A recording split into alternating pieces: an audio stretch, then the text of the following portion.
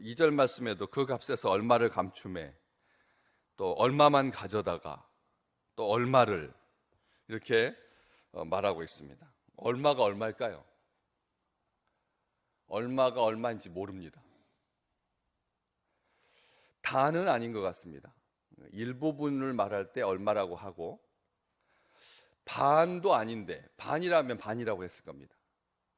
다면 다라고 했을 겁니다. 거의 다면 거의 다라고 했을 텐데, 얼마라고 하니까 전혀 예측이 안 되는 거죠. 그렇지만 얼마라고 하는 그 말 속에 우리는 다는 아니다라고 하는 그 말이 전제되어 있죠. 다는 아니다. 얼마라고 하는 말은 얼마를 감추었다, 또 얼마만 가져다가, 감춘 것과 가져다 가는 것이 다 얼마로 되어 있습니다. 이 감춘 것도 얼마고, 그리고 하나님께 드린 것도 얼마입니다. 다시 말하면 이 액수가 문제되지 않는다는 거죠. 얼마를, 그러니까 정확하게 뭐 1,000만 원 팔았는데 100만 원 헌금한 것이 문제가 되느냐, 그게 아니다라고 하는 것이죠. 하나님께 헌금할 때 얼마를 감추고 얼마를 가져다가, 이 표현 속에는 액수를 문제 삼지 아니하고 이 아이성 전투 때 참패했던 그런 원인으로서의 얼마를 가져다가, 아간과 같이 아간의 범죄를 암시하고 있는 그런 표현이지, 얼마가 얼마인지를 알려고 교회는 하지 않았습니다. 만약 이게 액수의 문제였다면 두고두고 문제가 되었을 겁니다. 모든 시대마다 다 이 헌금과 관련하여서 얼마여야 되느냐는 것이죠. 이것은 지금도 정해지지 않았습니다. 국가와 국가 간에서도 이것을 확정할 수가 없습니다. 요즘 조의금은 얼마 하십니까? 축의금은 또 얼마 하시고요? 이게 얼마나 사람을 불편하게 만듭니까? 도대체 왜 결혼을 축하하고 장례식에 계좌 이체를 해야 되는지 저는 여지까지도 마음이 안 정해져 있습니다. 친구들 어느 선까지 해야 됩니까? 누구까지 해야 됩니까? 여러분 그 부분에 있어서는 자유로우십니까? 무조건 모든 경우에 딱 액수가 정해져 있나요? 아내하고 그건 상의하셔서 그게 확정되어 있습니까?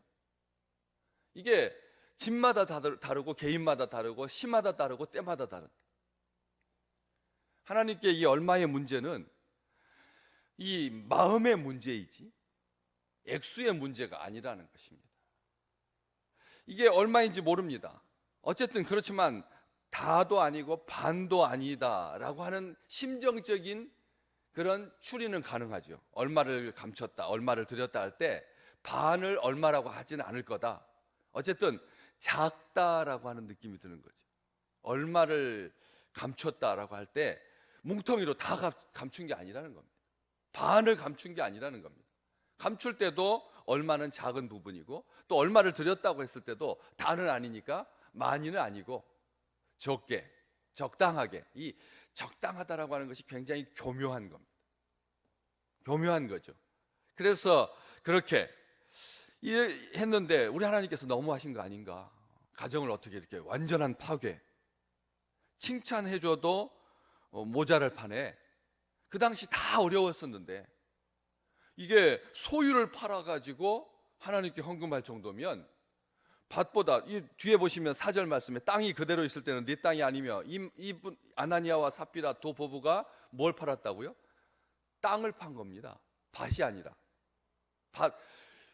그러니까 밭이나 집을 팔아서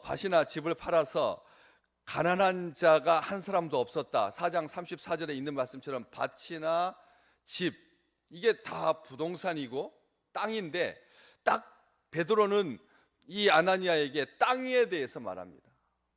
그러니까 땅을 팔았다, 땅 판다라고 하는 말은 집의 개념보다 훨씬, 요즘은 훨씬 더 범위가 넓어지는 거죠. 집 파는 게 훨씬 더 쌀 수 있습니다. 땅은 온 곳에다가 다 10,000평씩, 1,000평씩 조금씩 각 국가 곳곳에, 나라 전체에 투자해 두는 그런 차원으로 요즘은 땅이 훨씬 더 액수가 나가는, 더 그런 이 처분하기가 좀 쉬운 그런 개념이 아니라, 어쨌든 이 밭보다 집보다 땅의 개념이 더 커 보이는, 바로 그런 충성도 있는 헌신한 그런 사람이었는데, 베드로가 이렇게 말합니다. 아나니아야, 어찌하여 사탄이 내 마음에 가득하여 네가 성령을 속이고 땅값 얼마를 감추었느냐.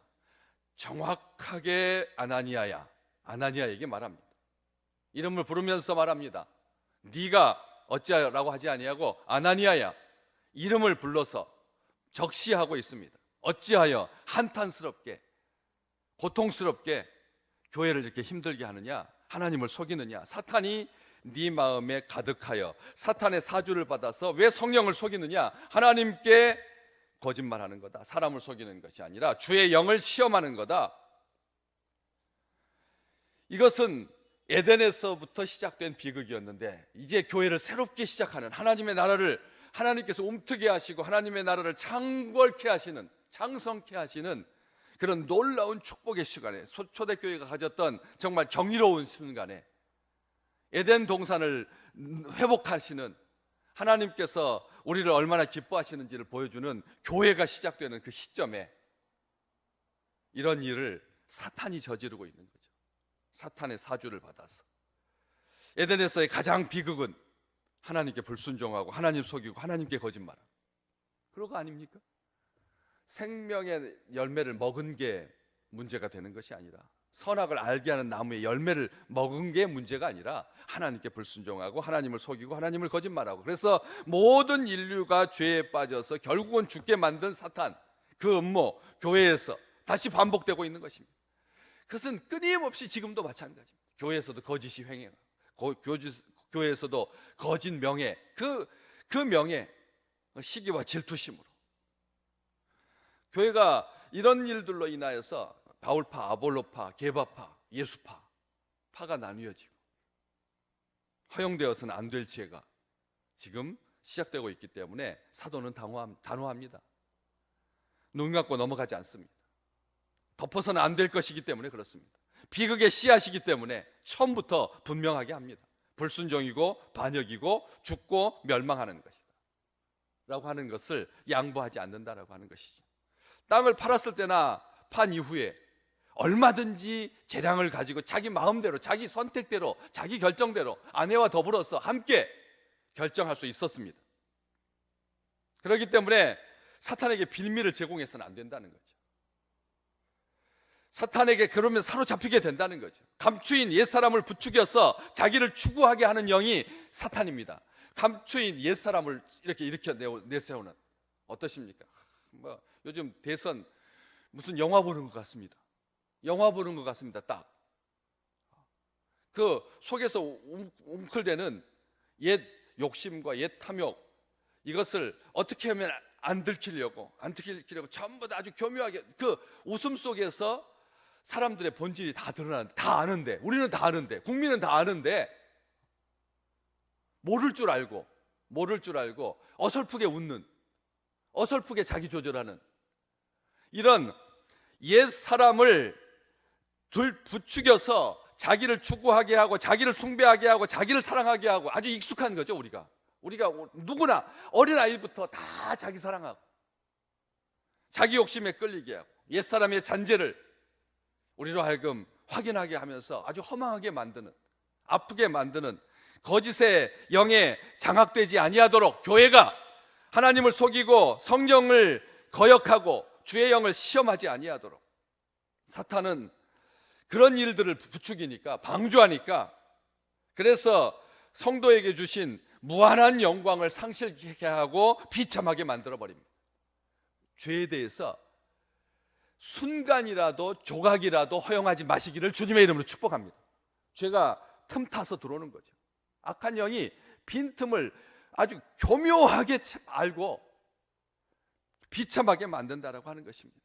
우리에게 주신 그 아름다운 영광을 무참하게 짓밟는, 그래서 이 사탄이라고 하는 존재가 높임받기를 자처하는 사람이죠. 존재가 높임받기를, 자기가 경배받기를 합당한 자로 여겨서, 그래서 자기를 숭배하게 하고 자기 위치를 떠난 교묘한 끔찍한 음모입니다. 가만히 들어와서 몰래 하나님께서 뿌려놓으신 알곡 위에다가 가라지를 덧뿌리고 가는 그런 존재인 것이죠. 그래서 심지어는 헌신까지, 우리의 경건까지 망가뜨린다는 거예요. 헌금 생활인데 이게 중요했기 때문에 교회는, 누가는 이 부분에 대해서 그냥 넘어가지 아니하고 잘된 것만 자꾸 강조하고, 모이는 사람의 숫자가 많았다, 마음을 같이하여서 기도에 전념했다, 이런 말만 하지 아니하고, 성령이 충만했다, 방언을 말했다, 이런 말 하지 아니하고, 이렇게 우리로 하여금 경계할 수 있도록 이 말씀을 주고 계시는 것입니다. 교회와 하나님의 영광을, 십자가의 복음까지 정욕을 위한 도구로 전락시키는 악한 영에게 자기를 허용하지 말라는 것이죠. 그러면 사탄은 인생 전체를 송두리째 파멸로 이끌고 고생과 죽음으로 이끄는 원수라고 말하고 있는 것입니다. 농담이라도 거짓말하지 마십시오. 농담이라도 거짓말하지 마십시오. 거짓말 속에 사탄이 파고들게 되어 있습니다. 사탄은 그것을 놓치지 않습니다. 달라붙습니다. 그렇기 때문에 여기 사탄이 네 마음에 가득하여, 마음속에 사탄으로 꽉 차게 된다는 겁니다. 사탄이 마치 물질처럼 표현되어 있지 않습니까? 사탄은 이 돈과 관련하여서, 물질과 관련하여서 이렇게 액체처럼 우리 속에 한 군데도 남기는, 기포도 없이 그냥 꽉 차서, 그래서 속임의 영이 스며들어서 순식간에 몰락하게 하고 붕괴하게 하면, 자기 만족, 자기 자랑에 빠지게 하고, 위선과 교만과 거짓을 통해서 우리의 틈을 열고 들어온다는 거예요. 그게 교만이 틈입니다. 사탄이 아주 잠식해 들어오는 마음속에 들어오는 통로가 교만이고 위선입니다. 거짓입니다. 틈을 주지 말아야 합니다. 우리 주님 우리에게 말씀해 주신 것처럼 하나님께 순복하고 마귀를 대적하고, 그리하면 그가 피할 것이다라고 말씀해 주셨습니다.